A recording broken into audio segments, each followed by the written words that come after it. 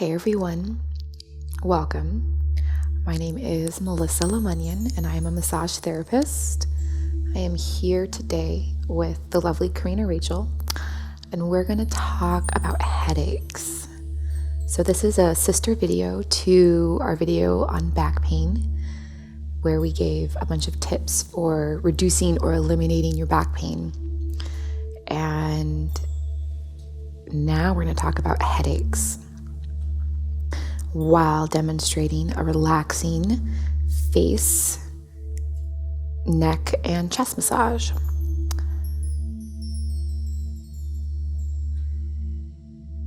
So, while headaches are just a little bit of a different animal than general back pain,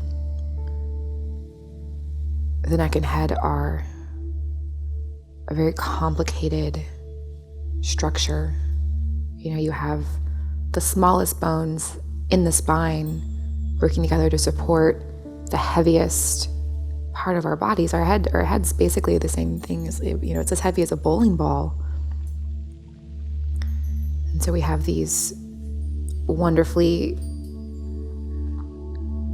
efficient and effective structures to hold ourselves up.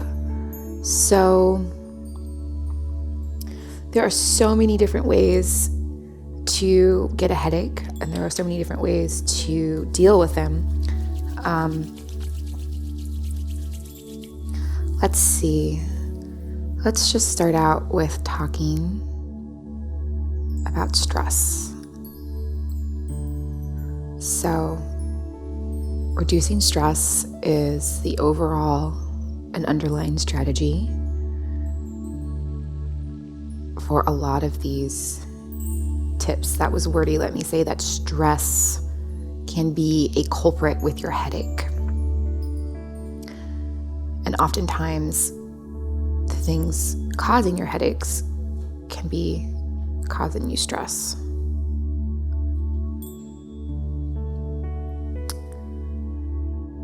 So most of us today, our postures are out of whack. So especially in the shoulders, most of us are going to have our shoulders coming forward a little bit. See, like Karina's exaggerating when, okay, go and relax and kind of engage. Yeah, so this is more aligned, right? Her shoulders are more flat. There's no, so go ahead and relax. And with our overuse of, acceptance, and it's totally okay. This is just how things are right now. But just know that, really engaging overly with these muscles can cause an imbalance. And so when the front parts of the body come forward, that can cause stress on the neck. And so Karina learned a cool postural thing that you can try to do. Notice, if you notice that your posture is a little out of whack, you can bend your neck down a little bit, and then you're gonna try. I'm not doing it right here. So you tilt down and then bend back, because most of us are, if you're noticing you're kind of coming forward with your chin going up, bring your chin down, and then move your head back, and then you'll notice, kind of like in a ripple effect, your shoulders maybe coming down a little bit and settling over your hips. So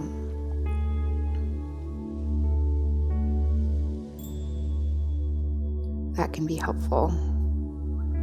Now, another thing that can be really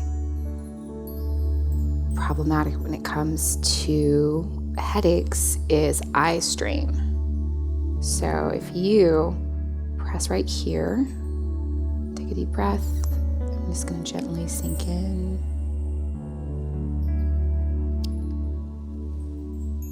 Or if you don't think you have eye strain, just press that little, you'll feel like a little divot or groove right where your eyebrows reach the bridge of your nose. And so I'm going to be showing you some pressure points to help with eye strain and to help relax the face, and relieve some of the sinus stuff.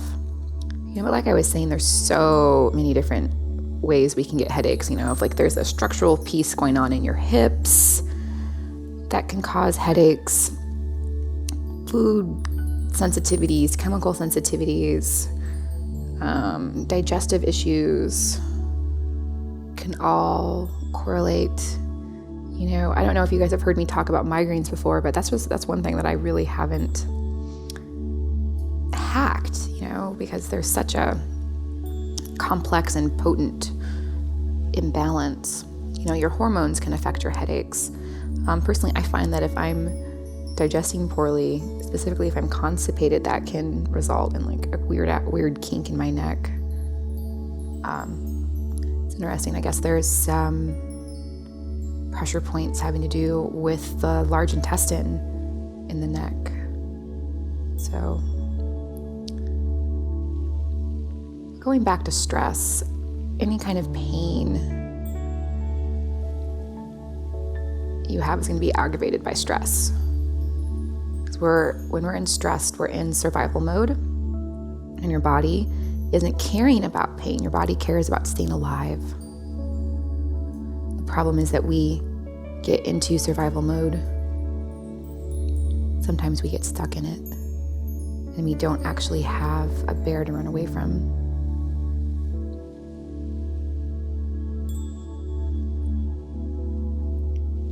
And so by learning to relax, by practicing relaxation, you take your body out of pain mode and into relax and heal mode.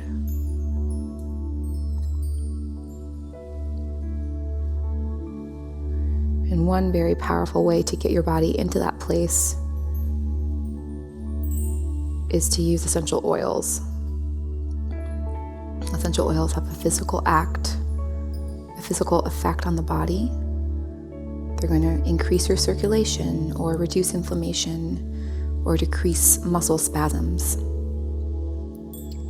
And because that's when both from breathing them in and then also when you apply them topically. So for example, Karina has this essential oil blend from Elan Veda Muscle and Joints. It's essential oils for pain and muscles mixed into a carrier oil. And so carrier oils are, like the food plants, right? Your sesame oil, your olive oil, your coconut oil.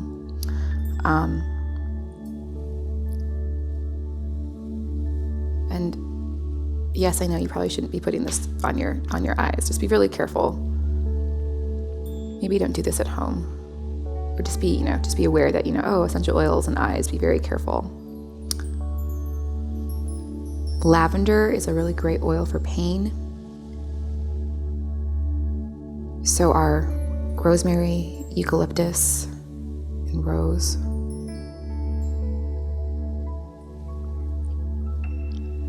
And so we wanted to focus on eye strain. Because a lot of times our headaches can be related to having tense eye muscles and eye fatigue. So making the text, so like how can you make it easy on your eyes? So like making the text on your screens bigger, making sure your posture is supported and relaxed when you're using devices. Can you prop up your tablet? Can you get a neck pillow to support your neck? You can also try looking at things that are different distances away. If your eyes are constantly focusing, 6 to 8 inches away from your face, you might find a lot of relief by going outside and looking at a tree or looking at the sky or alternating, allowing the muscles in the eyes to relax and work differently.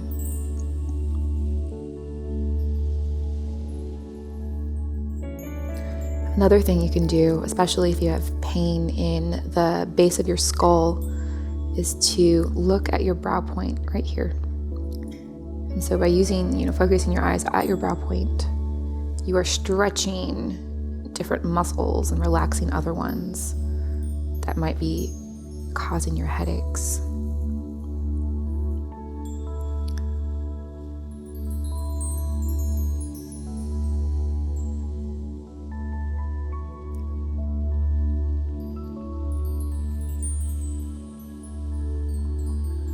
And so these really great pressure points for your eyes actually go all the way down your eyebrow.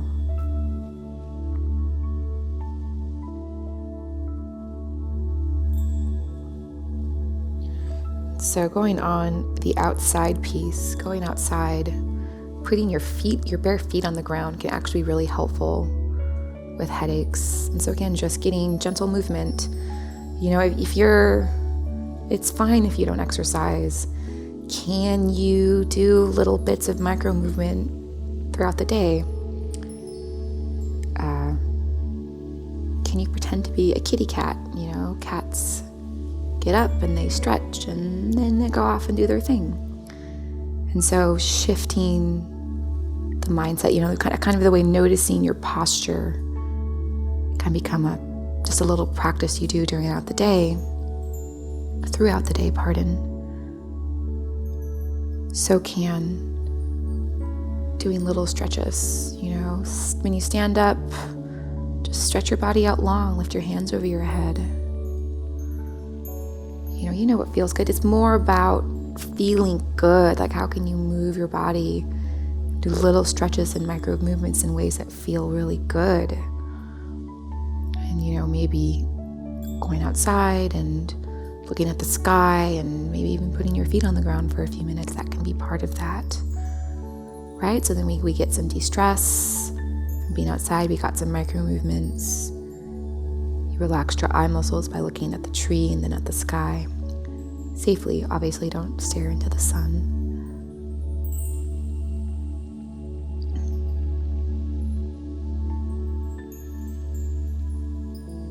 Then you have 20 minutes and you did 3 different things that could help your headache. And these are things that not only can help reduce pain in the moment, but they can reduce pain going forward.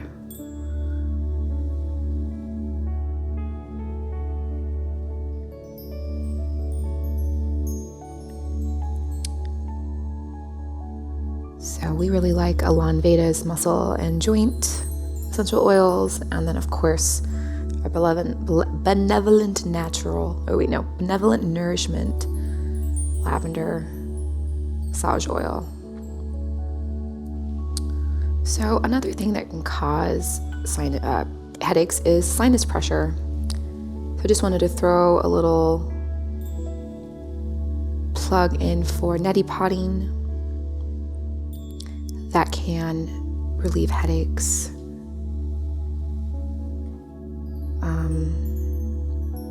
And it's interesting, a lot of the essential oils that are good for the sinuses and the lungs are also really good for muscles and pain.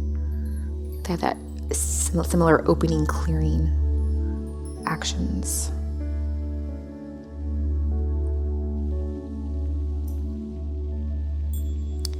So one way to potentially really dramatically address your headaches is to look at how hydrated you are. One of the first signs of dehydration can be a headache. And I think dehydration, especially chronic dehydration, there gets to be a fish in water sort of thing. Like, how do you know if you're dehydrated if you've never really been hydrated, or maybe don't remember being fully hydrated? And so just drinking a lot of water, and not even just water. Water doesn't necessarily mean that fluids are filling up the cell walls and filling up your blood volume. Similar to eating, just because you have healthy food, if your digestion is impaired, then that doesn't matter if you can't get the nutrients into your cells. So similar with water, ways of making water more absorbable to the body include looking at your minerals. There's a really wonderful product from Highlands Homeopathics called cell salts. And so these contain all these different trace minerals. I take them and I just feel instantly better if I feel dehydrated at all. Athletes perform better, from what I've heard people say from using these. Or you can just simply do things to make the water more absorbable. So using hydrophilic foods, hydro meaning water, philic meaning loving. So an example of a hydrophilic food is a cucumber or oranges. think about like citrus, right? You open up a citrus fruit and there are little cells full of liquid. So adding lemon slices, orange slices to your water, you just want a little bit of that water-loving quality in your water. You know, you don't want to overload your system with sugar, etc. Because sugar can be dehydrating, but just that little bit can help that water go down and be absorbed far better. And you'll feel it, you know, if you're dehydrated, you'll feel this fullness, almost like a warmth or a filling, you know, like you'll feel your tissue start to soften and absorb and feel juicier. You know, I've been told that the true energy of water is joy. I think there's a deeper emotional piece to dehydration and rejecting water that has to do with how can we tolerate joy. You know, and it's not a joke when people talk about things in their lives being pains in their neck, you know, so similar to our back pain tips, if you have a lot of stress in your life, it could be coming out as pain and headaches. Emotional energy energy is never destroyed, it can only change forms. So your emotional energy in your body doesn't just dissipate. It's electrical signals and hormones and muscle tightening. And so doing things to move energy in a big way. So self-expression, journaling, doing art, meditating, all of these things, they lower the amount of gunk in your body. You know, if you just imagine that your body's a cup or whatever, your body has a stress threshold, and stress is anything that doesn't support and serve you. You know, it's a really hot day, or it's a fight, or it's chemicals that you maybe didn't realize, or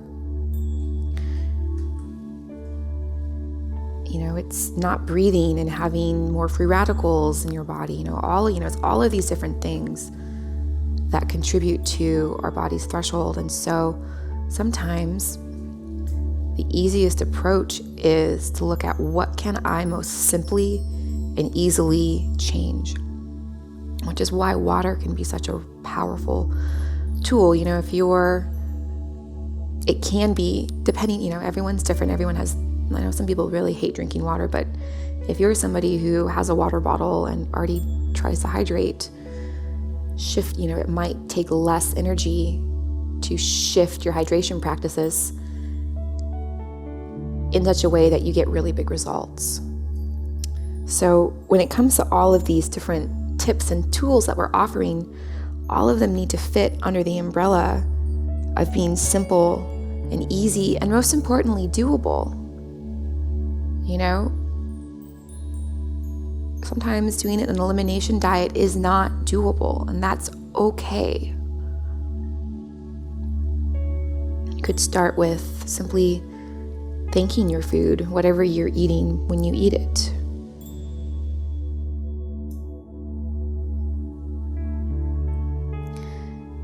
However, that's another big tool, eliminating potential inflammatory foods in a sane, safe, sensible way can sometimes yield very dramatic results, skin issues entirely clearing up, pain just dissolving. I have a friend who recently retook gluten out of his diet because he noticed for him, he would have specific pain spots. He stopped eating wheat and the tightness in his chest went away and the shoulder pain started to reduce. And pain is the body's response, or one of the body's responses to inflammation.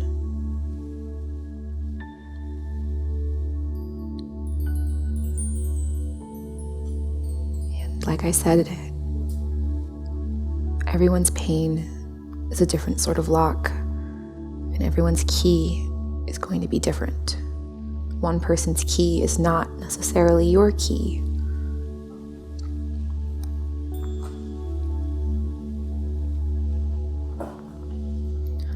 So, as you've noticed, I've been really working on Karina's jaw muscle. Our jaws can be a source of pain. So I'm going to do a little bit of this warming essential oil blend.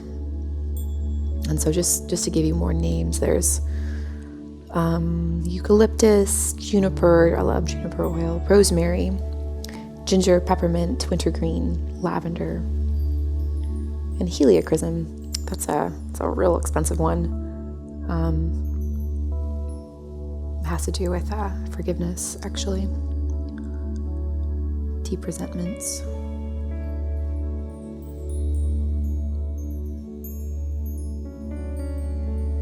And I can even, just by applying this oil, I can feel like her muscles softening. And so working with the jaw can be very potent when it comes to relaxing the head. And if anything, it can simply be a thermometer for how much tension you're holding in your body. A relaxed jaw is a signal to the body to relax. However, if your jaw is very tight, there's probably, tension in other parts of the body, hips, shoulders, etc. Something I do want to throw out there as a caution. I'm a really big proponent of self-massage. However, the neck is a very, very complicated structure, and you could hurt somebody if you go too deep or you do imbalanced work. And so personally, I don't do therapeutic work on the neck because I don't feel trained. I don't feel comfortable with my skill set in order to safely work on the neck. I like to approach the neck through the feet, doing reflexology, or by simply creating more space in the spinal column by opening up the hips or the chest.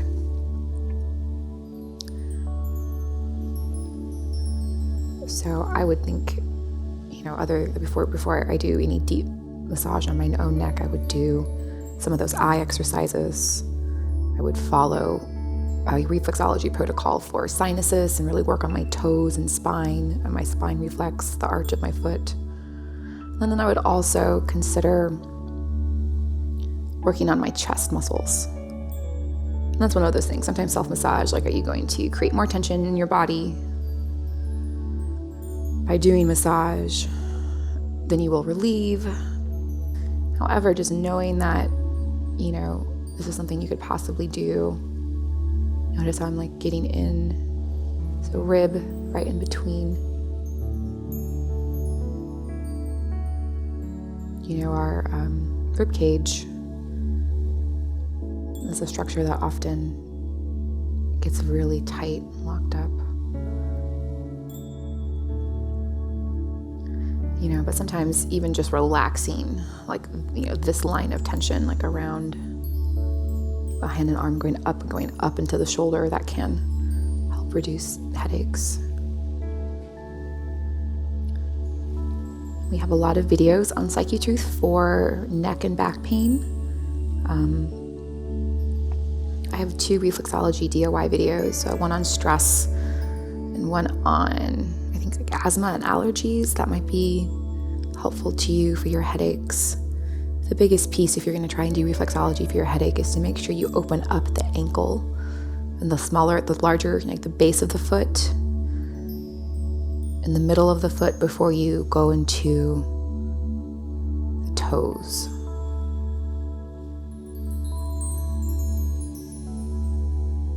Which is where all the head and neck reflexes are. And once you're there, make sure you remember the fronts of your toes.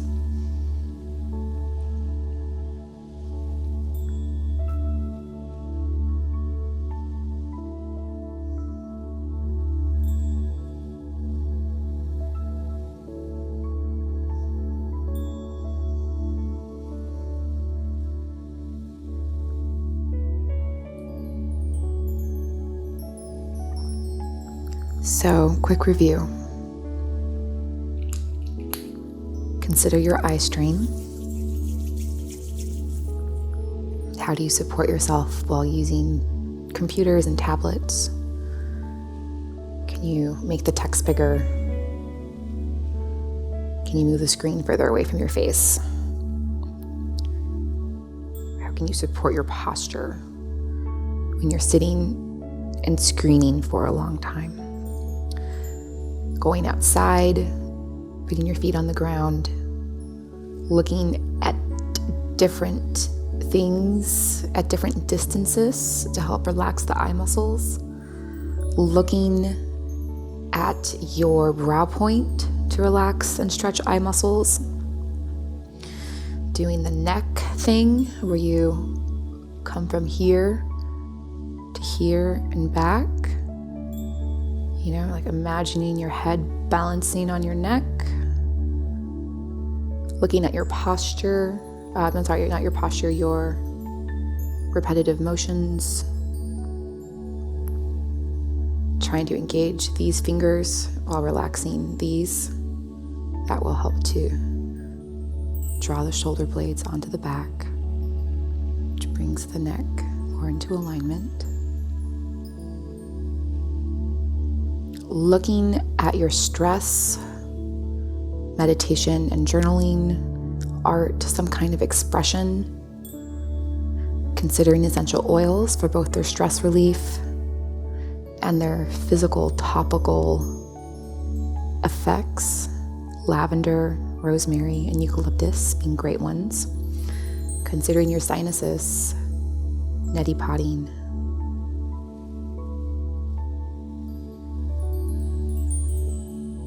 Using your pressure points, eyebrows, temples, jaw. Even getting into the ears a little bit can sometimes help. Hydration, doing things to help you really hydrate, like adding cucumber or citrus to your water, reducing your stimulants, if not in amount, then in intensity if possible. And then, of course, the food elimination diet, dairy, wheat, sugar, caffeine. And then, of course, all of this under the umbrella of what can I easily, sensibly, most effectively do.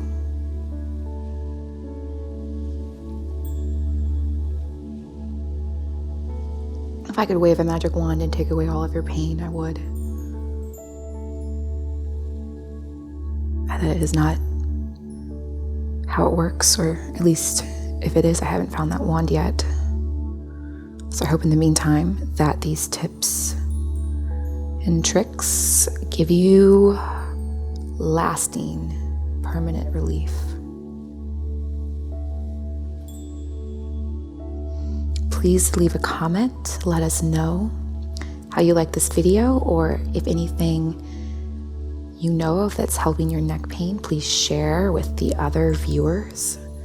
Consider subscribing to this channel or to our ASMR channel.